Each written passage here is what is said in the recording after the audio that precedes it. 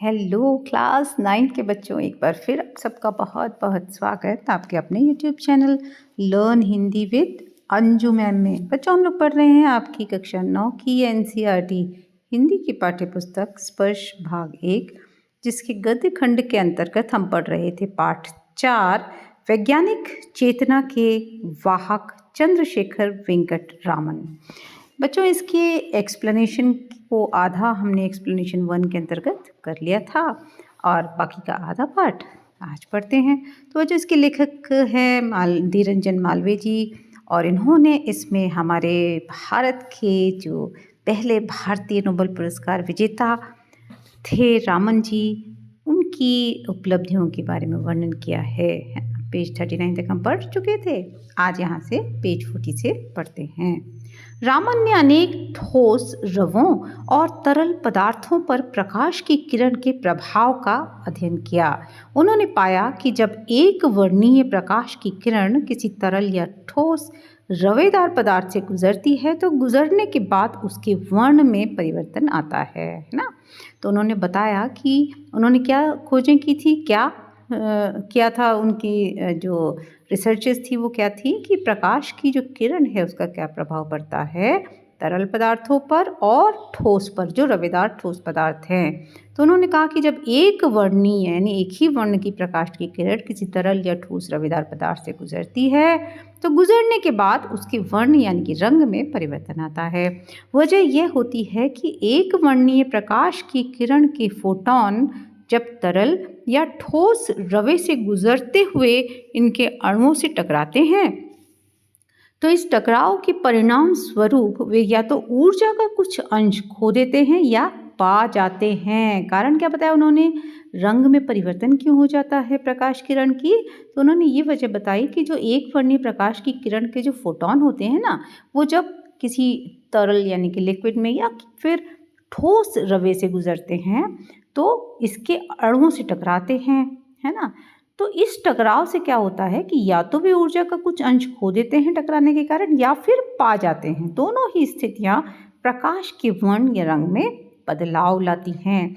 एक वर्णीय प्रकाश की किरणों में सबसे अधिक ऊर्जा बैंगनी रंग के प्रकाश में होती है। बैंगनी रंग के बाद क्रमशः नीले, आसमानी, हरे, पीले, नारंगी और लाल रंग का नंबर आता है। इस प्रकार लाल वर्णीय प्रकाश की ऊर्जा सबसे कम होती है। एक वर्णीय प्रकाश तरल या ठोस रवों से गुजरते हुए जिस परिमाण में ऊर्जा खोता या पाता है उसी हिसाब से उसका वर्ण परिवर्तन हो जाता है ना। तो वो कह रहे हैं कि परिमाण मतलब जिस क्वांटिटी जितनी ऊर्जा खोती है या मिलती है उतनी ही उसी क्वांटिटी में उसका वर्ण परिवर्तन हो जाता है। रामन की खोज भौतिकी के क्षेत्र में एक क्रांति के समान थी। इसका पहला परिणाम तो यह हुआ कि प्रकाश की प्रकृति के बारे में आइंस्टाइन के विचारों का प्रायोगिक प्रमाण मिल गया। आइंस्टाइन के पूर्ववर्ती वैज्ञानिक प्रकाश को तरंग के रूप में मानते थे, परंतु आइंस्टाइन ने बताया कि प्रकाश अति सूक्ष्म कणों की तीव्र धारा के समान है ना। आइंस्टाइन के पहले क्या कहते थे वैज्ञानिक कि प्रकाश जो एक तरंग है। आइंस्टाइन ने बताया कि प्रकाश जो है बहुत ही छोटी छोटी बहुत ज़्यादा सूक्ष्म कणों की एक तीव्र धारा है। इन अति सूक्ष्म कणों की तुलना आइंस्टाइन ने बुलेट से की और इन्हें फोटॉन नाम दिया। रामन के प्रयोगों ने आइंस्टाइन की धारणा का प्रत्यक्ष प्रमाण दे दिया, क्योंकि एक वर्णीय प्रकाश के वर्ण में परिवर्तन यह साफ तौर पर प्रमाणित करता है कि प्रकाश की किरण तीव्रगामी सूक्ष्म कणों के प्रवाह के रूप में व्यवहार करती है ना। क्योंकि एक वर्णीय प्रकाश होता है और उसके रंग में परिवर्तन हो जाता है, जिससे ये प्रमाणित हो गया कि जो प्रकाश की किरण होती है वो जो होती है तेजी से चलने वाले बहुत तीव्रगामी सूक्ष्म कणों के प्रवाह के रूप में ही उसका व्यवहार होता है। रामन की खोज की वजह से पदार्थों के अणुओं और परमाणुओं की आंतरिक संरचना का अध्ययन सहज हो गया। पहले इस काम के लिए इंफ्रारेड स्पेक्ट्रोस्कोपी का सहारा लिया जाता था, यह मुश्किल तकनीक है और गलतियों की संभावना बहुत अधिक रहती है। रामन की खोज के बाद पदार्थों की आणविक और परमाणविक संरचना के अध्ययन के लिए रामन स्पेक्ट्रोस्कोपी का सहारा लिया जाने लगा। ठीक है, यह तकनीक एक वर्णीय प्रकाश के वर्ण में परिवर्तन के आधार पर पदार्थों के अणुओं और परमाणुओं की संरचना की सटीक जानकारी देती है। ठीक है, तो क्या हुआ, रामन की खोज से पहले क्या होता था, जो पदार्थों के अणु और परमाणुओं की आंतरिक संरचना जानने के लिए इंफ्रारेड स्पेक्ट्रोस्कोपी का सहारा लिया जाता था, जो कि मुश्किल तकनीक थी। लेकिन रामन की खोज जब हो गई तो रामन स्पेक्ट्रोस्कोपी का सहारा लिया जाने लगा। ठीक है ना। इस जानकारी की वजह से पदार्थों का संश्लेषण प्रयोगशाला में करना तथा अनेक उपयोगी पदार्थों का कृत्रिम रूप से निर्माण संभव हो गया। रामन प्रभाव की खोज ने रामन को विश्व के चोटी के वैज्ञानिकों की पंक्ति में ला खड़ा किया। बच्चों, ऐसा नहीं लग रहा हिंदी नहीं पढ़ रहे, साइंस पढ़ रहे हैं ना।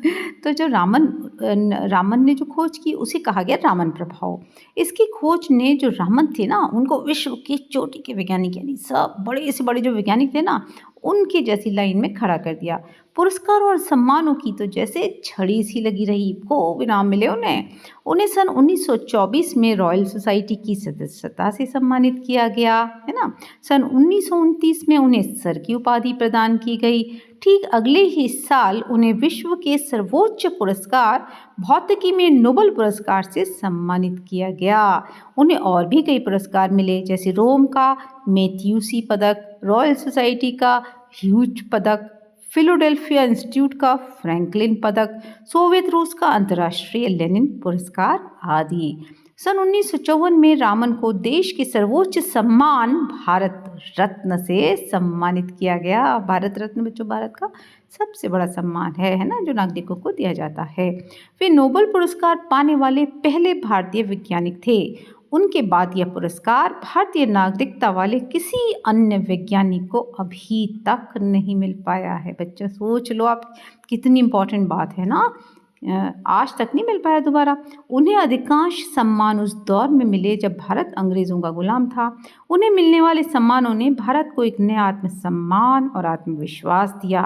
विज्ञान के क्षेत्र में उन्होंने एक नई भारतीय चेतना को जागृत किया। भारतीय संस्कृति से रामन को हमेशा ही गहरा लगाव रहा। उन्होंने अपनी भारतीय पहचान को हमेशा अक्षुण्ण रखा, यानी कि बना के रखा। अंतर्राष्ट्रीय प्रसिद्धि के बाद भी उन्होंने अपने दक्षिण भारतीय पहनावे को नहीं छोड़ा। वे कट्टर शाकाहारी थे और मदिरा से सख्त परहेज रखते थे।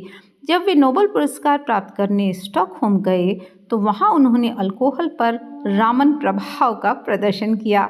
बाद में आयोजित पार्टी में जब उन्होंने शराब पीने से इनकार किया तो एक आयोजक ने परिहास में यानी मजाक में उनसे कहा कि रामन ने जब अल्कोहल पर रामन प्रभाव का प्रदर्शन कर हमें आह्लादित करने में कोई कसर नहीं छोड़ी, तो फिर रामन पर अल्कोहल के प्रभाव का प्रदर्शन करने से परहेज क्यों। यानी उन्होंने मजाक किया कि जो रामन जी आपने तो अल्कोहल पर रामन प्रभाव का प्रदर्शन बता दिया, पर अब आपके ऊपर यानी रामन पर अल्कोहल का क्या असर हो रहा है वो भी तो देखने दीजिए। रामन का वैज्ञानिक व्यक्तित्व प्रयोगों और शोध पत्र लेखन तक ही सिमटा हुआ नहीं था। उनके अंदर एक राष्ट्रीय चेतना थी और वे देश में वैज्ञानिक दृष्टि और चिंतन के विकास के प्रति समर्पित थे। उन्हें अपने शुरुआती दिन हमेशा ही याद रहे, जब उन्हें ढंग की प्रयोगशाला और उपकरणों के अभाव में काफ़ी संघर्ष करना पड़ा था। इसीलिए उन्होंने एक अत्यंत उन्नत प्रयोगशाला और शोध संस्थान की स्थापना की, जो बंगलौर में स्थित है और उन्हीं के नाम पर रामन रिसर्च इंस्टीट्यूट नाम से जानी जाती है। भौतिक शास्त्र में अनुसंधान को बढ़ावा देने के लिए उन्होंने इंडियन जर्नल ऑफ फिजिक्स नामक शोध पत्रिका प्रारंभ की। अपने जीवन काल में उन्होंने सैकड़ों शोध छात्रों का मार्गदर्शन किया, है ना। तो उन्होंने, चूँकि वो हमने पहले पढ़ा था कि वो रिसर्च के लिए जाते थे, उनके पास साधन नहीं थे, तो उन्होंने एक बहुत बढ़िया रामन रिसर्च इंस्टीट्यूट बनाया ताकि आगे आने वाले जो नए साइंटिस्ट हैं वो उसमें खोज कर सकें। साथ ही भौतिक शास्त्र में ज़्यादा से ज़्यादा अनुसंधान यानी कि रिसर्च हों, इसलिए उन्होंने एक अपना शोध पत्रिका यानी कि रिसर्च पेपर, रिसर्च मैगज़ीन भी प्रारंभ की। कौन सी? Indian journal of physics. अपने जीवन काल में उन्होंने सैकड़ों शोध छात्रों का मार्गदर्शन किया है ना, जिनसे औरों को भी वो लगातार गाइड करते रहे। जिस प्रकार एक दीपक से अन्य कई दीपक जल उठते हैं, उसी प्रकार उनके शोध छात्रों ने आगे चलकर काफ़ी अच्छा काम किया। उन्हीं में से कई छात्र बाद में उच्च पदों पर प्रतिष्ठित हुए। विज्ञान के प्रचार प्रसार के लिए वे करंट साइंस नामक एक पत्रिका का भी संपादन करते थे। रामन प्रभाव केवल प्रकाश की किरणों तक ही सिमटा नहीं था, उन्होंने अपने व्यक्तित्व के प्रकाश की किरणों से पूरे देश को आलोकित और प्रभावित किया, है ना। उनकी मृत्यु 21 नवंबर सन 1970 के दिन 82 वर्ष की आयु में हुई। रामन वैज्ञानिक चेतना और दृष्टि की साक्षात प्रतिमूर्ति थे। उन्होंने हमें हमेशा ही यह संदेश दिया कि हम अपने आसपास घट रही विभिन्न प्राकृतिक घटनाओं की छानबीन एक वैज्ञानिक दृष्टि से करें। तभी तो उन्होंने संगीत के सुर, ताल और प्रकाश की किरणों की आभा के अंदर से वैज्ञानिक सिद्धांत खोज निकाले। हमारे आसपास ऐसी न जाने कितनी ही चीज़ें बिखरी पड़ी हैं जो अपने पात्र की तलाश में हैं, है ना। यानी बहुत सारी ऐसी चीज़ें जिन पर रिसर्च की जा सकती है। ज़रूरत है रामन के जीवन से प्रेरणा लेने की और प्रकृति के बीच छुपे वैज्ञानिक रहस्य का भेदन करने की। यानी प्रकृति के बीच में अनेकों वैज्ञानिक रहस्य छुपे हुए हैं जिन्हें अभी खोजा जाना बाकी है ना। जिस तरह से वो उन्होंने प्रश्न पूछे और उत्तर खोजे, उस तरीके से उनके जीवन से प्रेरणा लेकर आगे भी बहुत सारी खोजें की जा सकती हैं, है ना। बच्चों, बहुत अच्छा पाठ था ये, बहुत अच्छा लेसन पढ़ के आपको मज़ा आया होगा। और अब बच्चों आप अच्छा लगा तो अपने दोस्तों को शेयर कर दीजिएगा, कमेंट करिए और सब्सक्राइब कर दे तो और भी अच्छा, नहीं तो कोई बात नहीं बच्चों, पढ़ते रहिए। और अगले वीडियो में क्या करेंगे हम लोग? क्वेश्चन आंसर्स करेंगे, ठीक है। चलिए इसी तरह से देखते सुनते रहिए learn Hindi with Anju ma'am. अगले वीडियो में आपसे फिर मिलेंगे बच्चों, तब तक के लिए जय भारत, जय हिंद।